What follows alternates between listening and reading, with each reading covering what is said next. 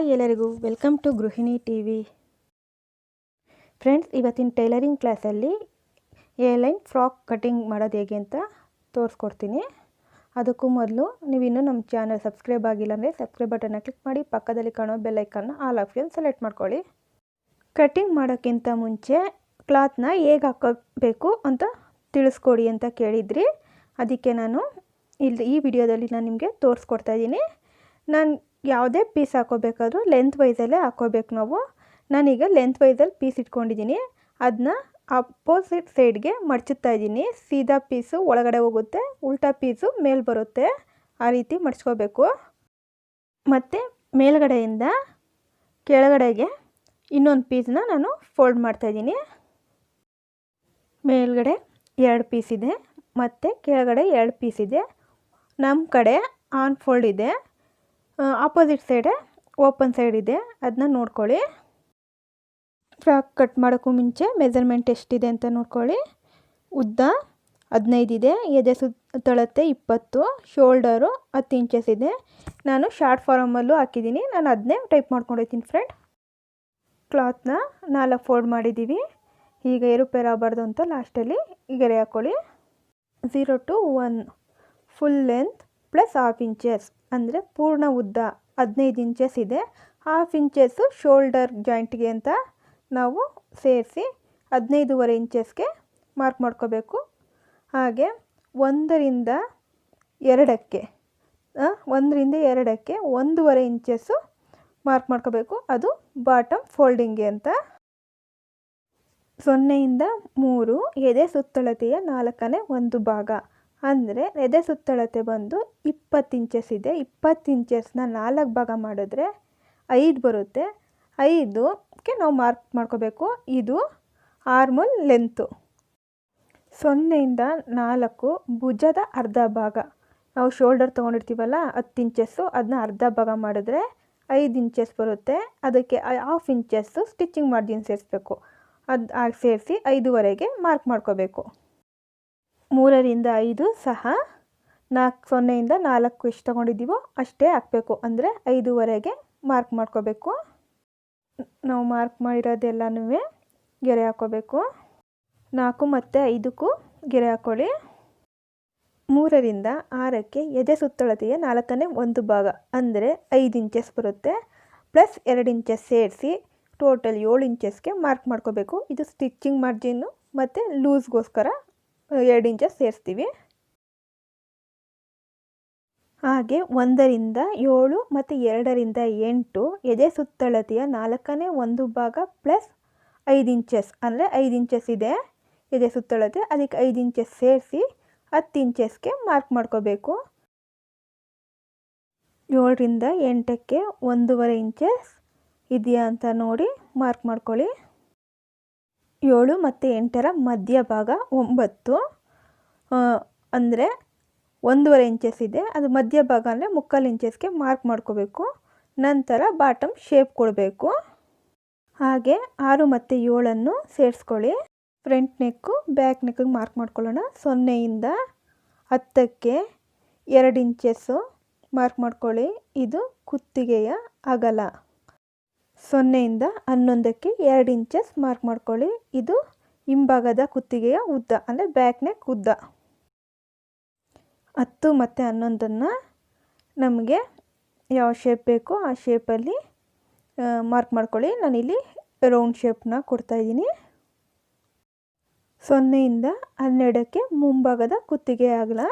ಎದೆ ಸುತ್ತಳತೆಯ 12ನೇ 1 ಭಾಗ ಅಂದರೆ 12ನ ಎದೆ ಸುತ್ತಳತೆಯನ್ನು 12 ಭಾಗ ಮಾಡಿದ್ರೆ 1.5 ಇಂಚಸ್ ಬರ್ತದೆ. ಅದಕ್ಕೆ ಪ್ಲಸ್ 1.5 ಇಂಚಸ್ ಹಾಕಿ ಟೋಟಲ್ 3 ಇಂಚಸ್ಗೆ ನಾನು ಮಾರ್ಕ್ ಮಾಡ್ಕೋತಾ ಇದ್ದೀನಿ. ಇದು ಫ್ರಂಟ್ ನೆಕ್ ಡೀಪ್ಗೋಸ್ಕರ. 12ಗೆ ನಮಗೆ ಯಾವ ಶೇಪ್ ಬೇಕೋ ಆ ಶೇಪಲ್ಲಿ ಮಾರ್ಕ್ ಮಾಡ್ಕೊಳ್ಳಿ. ನಾನಿಲ್ಲಿ ರೌಂಡ್ ಶೇಪ್ನೇ ಮಾರ್ಕ್ ಮಾಡ್ತಾಯಿದ್ದೀನಿ. 4ರ ಕೆಳಭಾಗಕ್ಕೆ 1/2 ಇಂಚಸ್ ನಾನು ಮಾರ್ಕ್ ಮಾಡ್ತಾಯಿದ್ದೀನಿ. ಇದು ಶೋಲ್ಡರ್ ಸ್ಲೋಪ್ಗೋಸ್ಕರ. ಅಲ್ಲಿಗೆ ಎಕ್ಸ್ ಅಂತ ನಂಬರ್ ಕೊಡ್ತೀನಿ. ಹಾಗೆ 10 ಮತ್ತು 4ಕ್ಕೆ ಗೆರೆ ಹಾಕ್ಕೊಳ್ಳಿ. 5ರ ಒಳಭಾಗಕ್ಕೆ 1/4 ಇಂಚಸ್ ಮಾರ್ಕ್ ಮಾಡ್ಕೋಬೇಕು.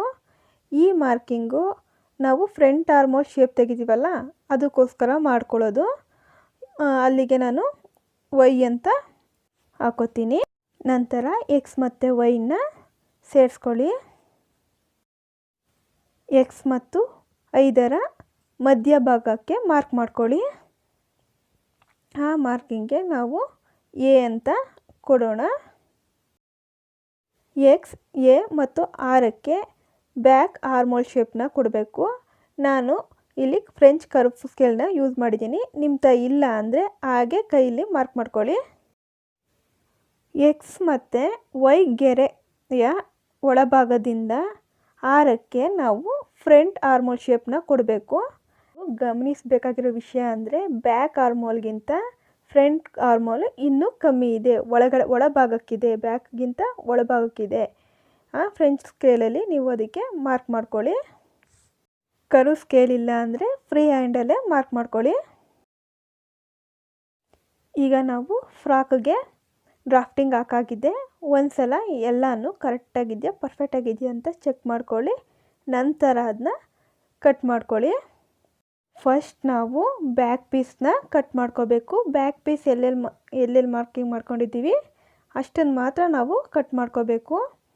ಆಮೇಲೆ ಫ್ರಂಟ್ ಕಟ್ ಮಾಡ್ಕೋಬೇಕು. ಹಾಗೆ ಪೀಸ್ ಜರುಗಬಾರ್ದು ಅಂತ ಇದ್ದರೆ ಮೊದಲೇ ನೀವು ಪೀಸ್ನ ಸೆಟ್ ಮಾಡ್ತೀರಲ್ಲ ಆವಾಗ ಮಣಿ ಪಿನ್ ಬರುತ್ತಲ್ಲ ಅದನ್ನ ಹಾಕ್ಕೊಂಡು ಇಲ್ಲ ಗುಂಡು ಪಿನ್ನ ಹಾಕಿ ಫಿಕ್ಸ್ ಮಾಡಿಬಿಡಿ. ಆವಾಗ ಪೀಸು ಜರುಗಲ್ಲ. ಫಸ್ಟು ನಾನು ಬ್ಯಾಕ್ ಪೀಸ್ ಕಟ್ ಮಾಡ್ತೀನಿ. ಈ ಜಾಗದಲ್ಲಿ ಕಟ್ ಮಾಡಬೇಕಾದ್ರೆ ಹುಷಾರಾಗಿ ಕಟ್ ಮಾಡಿ. ನಾವು ಫಸ್ಟು ಮೇಲ್ಗಡೆ ಫಸ್ಟ್ ಲೈನ್ ಹಾಕಿದ್ದೀವಲ್ಲ ಅದನ್ನು ಮಾತ್ರ ಕಟ್ ಮಾಡಬೇಕು. ಹಿಂದ್ಗಡೆ ಲೈನ್ನ ಕಟ್ ಮಾಡಬಾರ್ದು. ಕಲಿಯೋ ಇಚ್ಛೆ ಇರೋರು ಪ್ರತಿಯೊಂದು ಇದು ಕ್ಲಾಸಸ್ನು ನೋಡಿ ಕಲೀರಿ. ಆವಾಗ ಒಂದೊಂದು ಕ್ಲಾಸಲ್ಲಿ ಒಂದೊಂದು ಟಿಪ್ಸ್ ಇರ್ತದೆ. ಅದನ್ನು ಕರೆಕ್ಟಾಗಿ ಪರ್ಫೆಕ್ಟಾಗಿ ಕಲ್ತ್ಕೊಂಡ್ರೆ ಮಾತ್ರ ನಿಮಗೆ ನೆಕ್ಸ್ಟ್ ಕ್ಲಾಸ್ಗೆ ಅರ್ಥ ಆಗೋದು.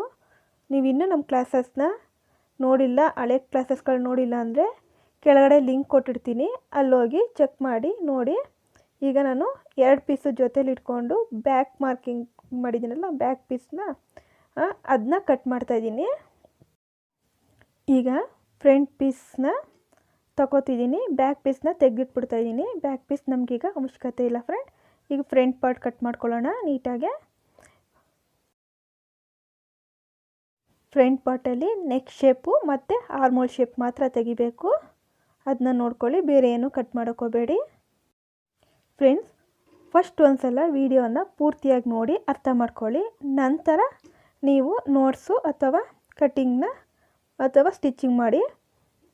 ಎಲ್ಲನೂ ಒಟ್ಟೊಟ್ಟಿಗೆ ಮಾಡೋಕ್ಕೋದ್ರೆ ಕನ್ಫ್ಯೂಸ್ ಆಗುತ್ತೆ, ಕ್ಲಾಸಸ್ ನಮ್ಗೆ ಅರ್ಥ ಆಗೋದಿಲ್ಲ. ಅದಕ್ಕೋಸ್ಕರ ನಾನು ಹೇಳ್ತಾ ಇರೋದು ವೀಡಿಯೋನ ಫಸ್ಟು ಪೂರ್ತಿಯಾಗಿ ನೋಡಿ ಅರ್ಥ ಮಾಡಿಕೊಂಡು ಆನಂತರ ಮುಂದಿನ ವರ್ಕ್ ಮಾಡಿ. ಈಗ ಕಟಿಂಗ್ ಮಾಡಾಗಿದೆ ಫ್ರೆಂಡ್.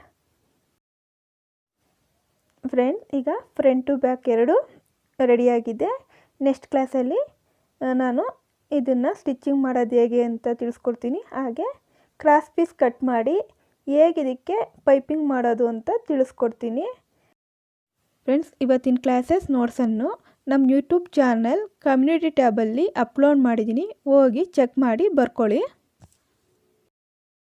ಫ್ರೆಂಡ್ಸ್. ಇವತ್ತಿನ ವಿಡಿಯೋ ನಿಮ್ಗೆ ಇಷ್ಟ ಆದಲ್ಲಿ ಲೈಕ್ ಮಾಡಿ, ನಿಮ್ಮ ಅನಿಸಿಕೆಗಳನ್ನು ಕಮೆಂಟ್ ಮೂಲಕ ತಿಳಿಸಿ, ಮತ್ತು ಹಾಗೆ ನಿಮ್ಮ ಫ್ರೆಂಡ್ಸ್ಗಳಿಗೂ ಶೇರ್ ಮಾಡಿ. ನಮ್ಮ ಚಾನಲ್ ಸಬ್ಸ್ಕ್ರೈಬ್ ಆಗಿಲ್ಲ ಅಂದರೆ ಸಬ್ಸ್ಕ್ರೈಬ್ ಮಾಡ್ಕೊಳ್ಳಿ.